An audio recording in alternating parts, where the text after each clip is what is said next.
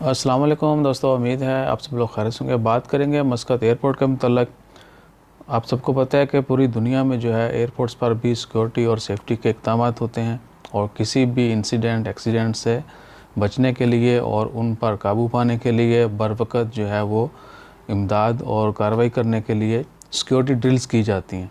یعنی عملہ جو ہے، جتنے بھی سیکورٹی سٹاف ہوتا ہے، سیفٹی سٹاف ہوتا ہے، جتنے بھی ڈپارٹمنٹ اس میں پارٹیسپیٹ کرتے ہیں، وہ سارے ایک ڈرل کرتے ہیں، یعنی ایک مشق کرتے ہیں، تاکہ کسی بھی حادثے کی صورت میں ان کے پاس انف ایکسپیرینس ہو اور وہ امیڈیٹلی اس کے اوپر قابو پا سکیں یا کوئی بھی حادثہ ہونے سے بچا سکیں۔ تو اسی سلسلے میں مسقط ایئرپورٹ پر جو ہے کل 28 مارچ، پرسوں 29 اور 30، 28، 29، 30 مارچ سوموار، منگل اور بدھ 3 دن جو ہے سیکورٹی ڈرل ہوگی۔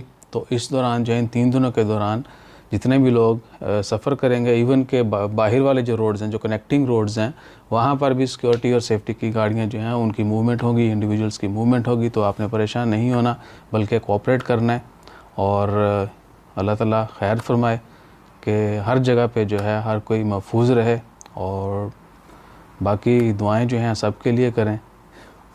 پاکستانی جو ہیں وہ خصوصی دعائیں کریں۔ آج کل جو سیاسی گرما گرمی ہے وہ اللہ تعالیٰ معاف فرمائے، کسی بھی حد تک یعنی کوئی بھی جانے کے لیے تیار بیٹھا ہے۔ تو دعا کیجئے اللہ تعالیٰ سب کو اپنی حفظ و ایمان میں رکھے۔ جتنے بھی لوگ سفر کریں گے ان 3 دنوں کے دوران، ان کو تھوڑا جو ہے وہ پہلے سے پتہ ہونا چاہیے کہ کوئی بھی موومنٹ ہو رہی ہے تو پریشان نہیں ہونا، دیٹ از اے نارمل۔